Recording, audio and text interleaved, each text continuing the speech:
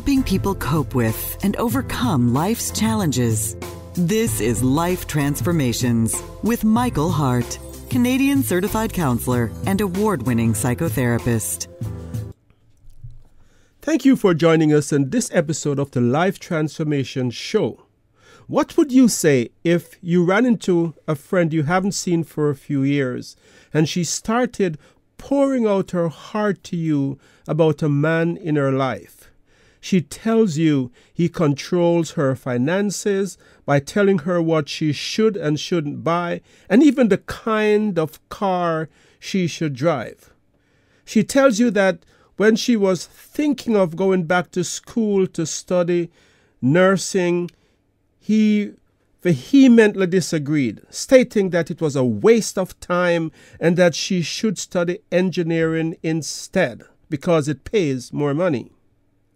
And just when you think the story couldn't get worse, she tells you, I just go along with whatever he says, because if I disagree, he will not call me for weeks and will not return my calls. What would you say to your friend? What if she was not talking about her boyfriend or her husband, but her father? Would your advice change? This is the kind of relationship that many women have with controlling fathers. In today's show titled Setting Boundaries with Controlling Fathers, Part 4 of a four-part series, Adult Daughters of Controlling Fathers, I will be giving 7 important principles for overcoming the control and manipulation of controlling fathers. If you have been listening to this series, you will remember that we said that controlling fathers will produce daughters that fit in one of 3 categories. The favorite is the first category. That is daughters who is the favorite of the controlling father. The second type of daughter is the rebel. That is the daughter who fight against the control and manipulation of her father. She pushed back in an attempt to regain control over her life. And the third kind of daughter is the passive daughter who goes along with the control and manipulation, but secretly dislikes the father and the power he exerts over her life. The first 3 parts of this series explained the traits of each type of daughter in detail. We also explored the different effects that control has on each type of daughter's romantic, business, and spiritual life. If you missed these episodes, you can listen to them by going to our YouTube channel. Just type in ElimCounselling Services in the YouTube browser and you will see these episodes there, along with about 300 other podcasts that we have done. We also want to remind you that Elim Counselling Services is a not-for-profit organization that counts on your support to stay on the air, and that you can find out more about us by going to our website, ElimCounselingMinistry.com. Elim is spelled E-L-I-M, counseling with 2 L's, ministry.com. The Genesis narrative in Genesis 29:33 tells us the story of an extremely controlling father and his 2 daughters. That is Laban and his daughters Rachel and Leah. Just as we get the name of the personality disorder narcissism from the extremely self-centered Greek mythological figure Narcissus, we could give the name Labanism to people who are extremely controlling. In the Genesis narrative, we see Laban taking control of Rachel's wedding, an extreme form of control in which he actually took her out of her wedding and made it her sister's wedding, deceiving Rachel's fiancé Jacob into marrying her sister Leah instead. Later on in the narrative, the girls gave us a picture of how they felt about their father. They said that he even took control of their finances and that he used their bride price for his own purposes. In biblical times, the bride price was a kind of insurance that was given to women in the event that their husband should die prematurely. Laban was not concerned about his daughters. He was concerned about himself, and he took full control of their finances. So here are the 7 tips that I'm going to be giving today. 7 tips, 7 ways of setting boundaries with controlling father. 7 things that you can do if you are a daughter that finds yourself in this kind of a situation, or if you are someone counseling a person, a woman who is going through this kind of control. So the first important step, the first point, is to take stock of the effect that the control is having on your life. Control, this type of control on adult daughters have serious effects. Number 1, the effect on their self-esteem. If you have a father that is so controlling that he's making all important decisions for you, he's dictating the kind of romantic relationship you should have, the kind of car you should buy, who you should marry to, what kind of course you're to study in school. This will have the effect of taking away your ability to be confident and to make decisions for yourself. So this kind of control exerted by controlling father has severe effect on a person's self-esteem and their ability to be confident in their decision making. This kind of control, as we saw in the other parts of the series, also has effect on a person's spiritual life. If your father is controlling and a person who doesn't give you the room to make decisions for yourself, and he's very punitive and takes away his affection for you or his love for you if you don't go along with what he said, what he says you are to do, then you see you will have the tendency to paint God in the same picture.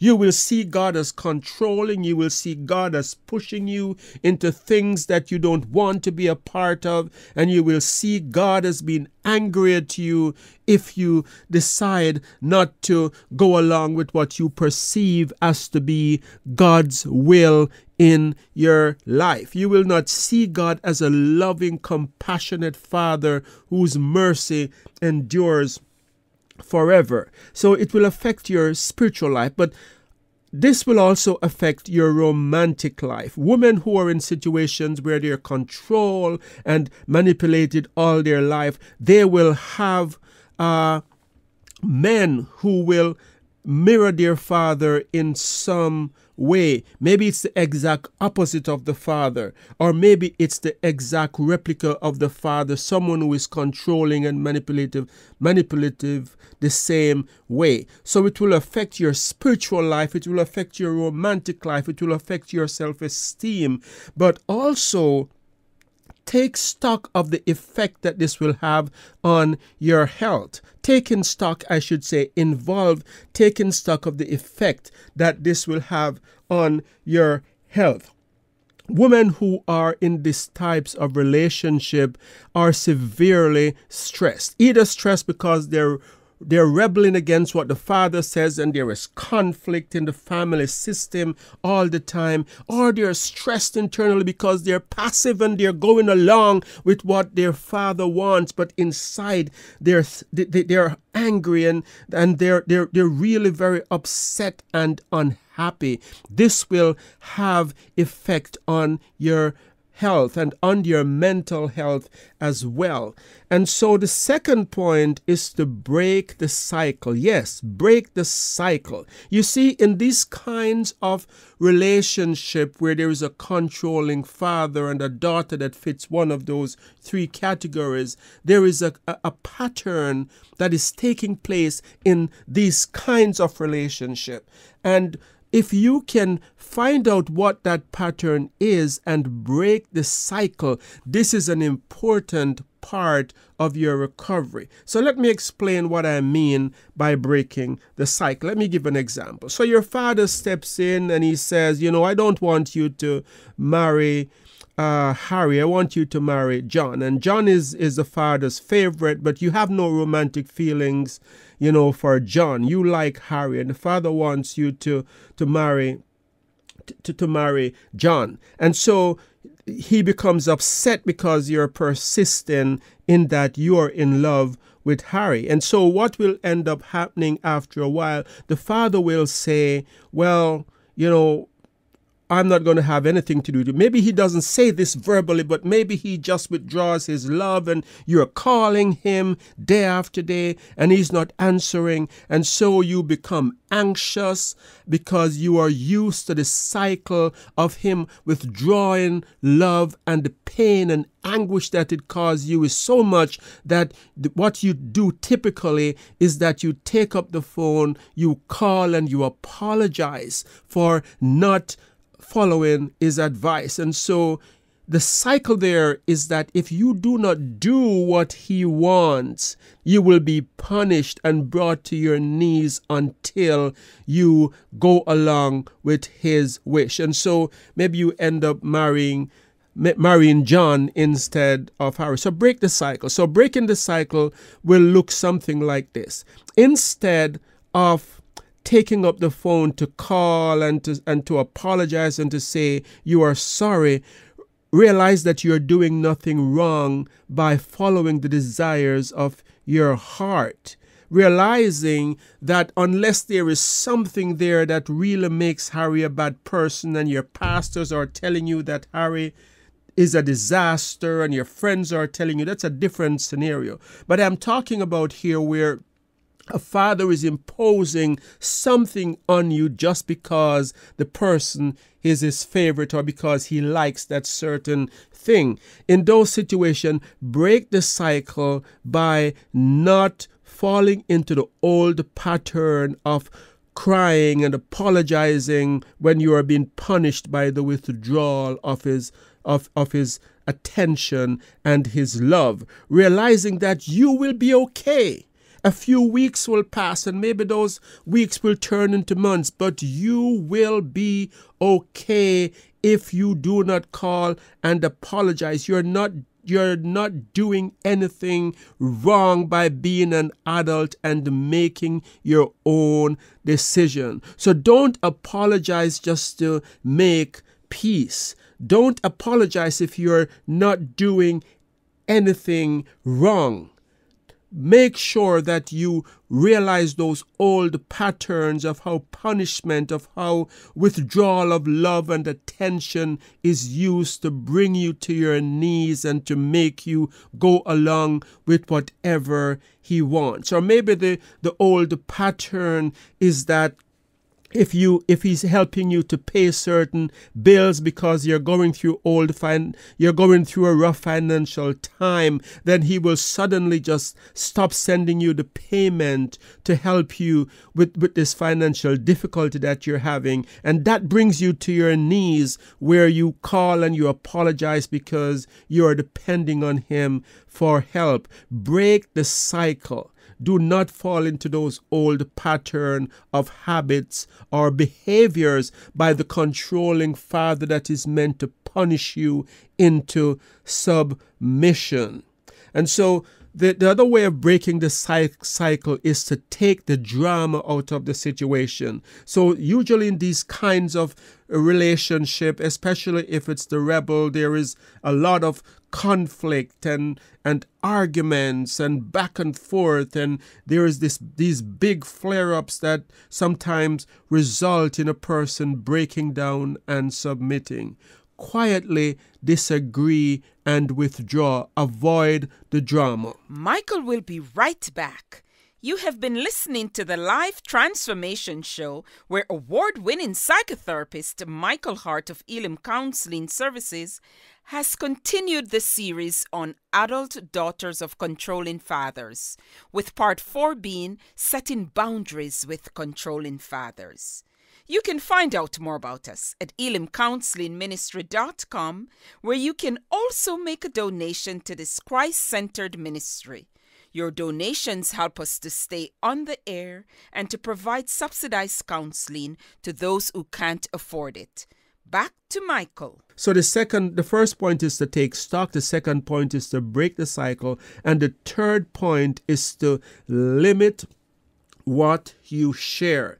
Limit what you share. I see an interesting dynamic in these kinds of relationship where people will come to me and they are saying that my dad is so controlling. He's controlling. He's trying to tell me what to do in my personal life, that I should stop dating this person or that I should get married right away, and I don't want to do that. Or they're telling you that they're buying a car and they're telling me that they want to buy a car, and the dad is telling them the kind of car they are to buy, and he will get angry and withdraw his love and affection if they do not do exactly what he says. But the interesting dynamic that I see is that in many of these cases, these people who are complaining, these daughters who are complaining, they are the one who are sharing the information with the controlling father. They're the one that is saying, I want to buy a car, and this is the kind of car I'm thinking to buy. What do you think? And they know that the old patterns of behavior, that this is not going to be, an advice that is given where you have permission to follow it or not to follow it if you so desire. They know that if they don't go along with the advice that they have been given, that there will be conflict, that there will be a withdrawal of affection, and that there will be manipulation that is intended to make them go along with whatever the controlling father suggests. So limit what you share. Do not go to the controlling person for advice. Do not go to the controlling person to talk about problems that are happening in your life, because this will only further the problem and cause him to have more control. So limit what you share. And even if you're asked what's going on with your relationship, politely say, I would prefer not to talk about my romantic life with you anymore. And this might be hard, but this is a something that you need to do to avoid the drama and the conflict and the manipulation that is taking place. The fourth point is that you need to become more independent and self-sufficient. So one way of becoming more independent and self-sufficient is to become confident in your own decisions that you make as an adult. Realize that you have the capacity to make good decisions. You see, you have been conditioned from a child to feel that you're incapable and that you need to rely on his advice, and that his advice is like the word of God that you should always follow. But this is not the case. You are an adult and you are capable of making good decisions. If you are not capable of if you have a track record of making terrible decisions, then become more independent by getting advice from others outside of the family system. Advice from your pastor, a trusted friend or mentor.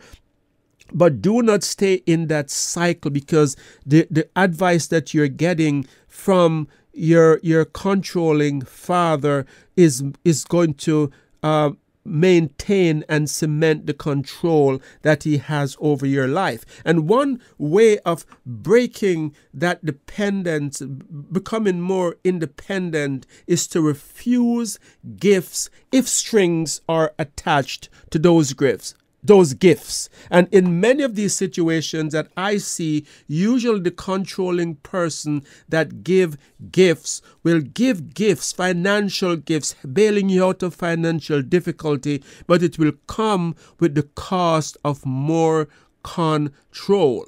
So try to get to a place where you no longer accept gifts, financial gifts. Don't rely on the financial gifts of the controlling father, because this will be a way of him maintaining control over your life. Seek advice elsewhere. Get financial aid elsewhere. Get loans from friends or from institutions that will not exert this kind of control over your life and over your decisions. And the fifth point is that you should establish boundaries. Establish boundaries. One boundary that you can set, I sort of alluded to before, is that you can say that I do not want to discuss my personal life with you anymore. Another boundary could be, thank you for asking, Dad, but I just do not want to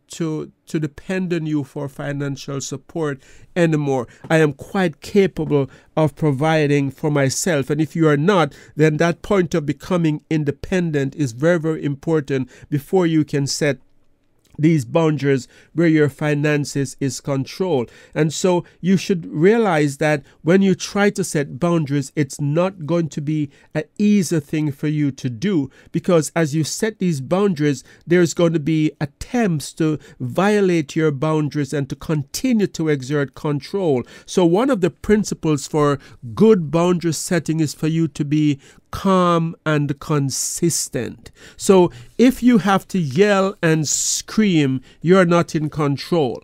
If your boundaries are being violated because you are fearful of how he's going to react, you are not in control. So be very, very calm in saying, I'm sorry, Dad, but I don't want to talk about that subject today. I'm sorry, Dad, but I have to refuse that gift. I think I'll do well without this new car that you want to buy. Or you may say that, Dad, I really do not want you to tell me the kind of courses of study that I need to do. I think I will make my own decision. So these boundaries, so being calm is important, but also being consistent, because you see, if you are not consistent, where today you take a financial gift and then the next day you said, I do not want you to be involving my finances, then what will end up happening is that you're giving mixed messages, and he's going to be confused, and he might not be in the wrong to assume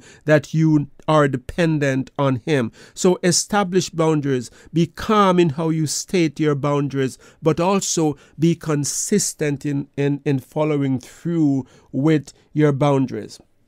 And the sixth point is that you should limit contact if necessary. Limit contact if necessary. And let me tell you why this is important. Sometimes you are so conditioned from a very young age to behave in a certain way that you need time away to heal.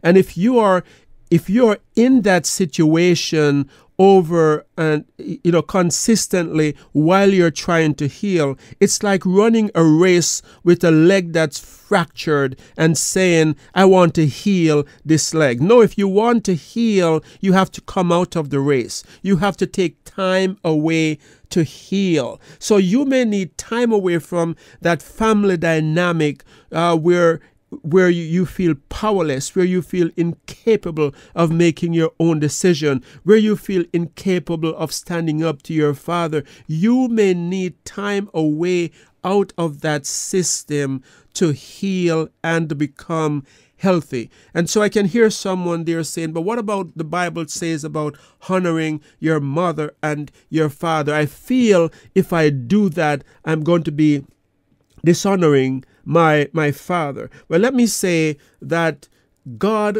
calls you to honor people who act in honorable way. When God says honor your mother or your father, I don't think God is thinking about a situation where you put yourself at risk, in situation where you are honoring someone who acts in dishonorable way, or you're honoring someone by feeling, I can't say no, I cannot have any boundaries. That's not honoring, that's fearing. And so to honor someone, you have to be able to commit it from a healthy place. And maybe you need time to heal before you can honor that person. Because even if you're going along with everything that he says, but you're carrying hatred and bitterness in your heart, God sees that. And that's not honoring. So I think you need time to take time away. Maybe the most spiritual thing you can do is to take time away to heal before you go back into that situation. And I've seen so many people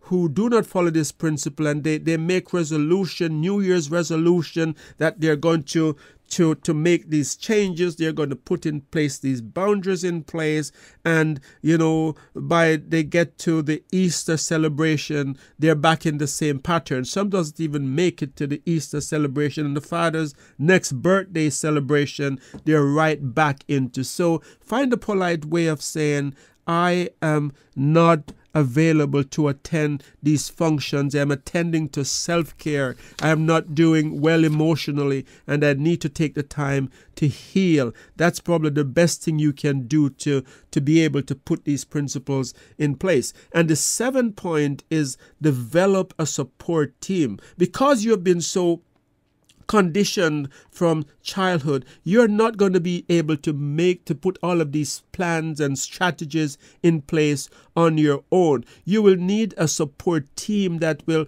be able to encourage you to say, yes, there is nothing wrong with not accepting that gift. Yes, there is nothing wrong with not wanting to marry John just because your father wants you to, because you have been so conditioned to feel that he's always right that you will begin to doubt yourself. But you also need a support team to be able to give you to support you when you're feeling emotionally down and you're tempted to give in to the cycle because you cannot deal with the withdrawal of love that is taking place because you said no. Change doesn't come easy, but it's possible with following these 7 strategies. And so there you have it for today, the 7 strategies of how to deal with a controlling father. If you have missed the first part of the show or the other parts in the series, you can listen to them by going to our YouTube channel at ElimCounsellingMinistry.com in YouTube. You can find out more about our ministry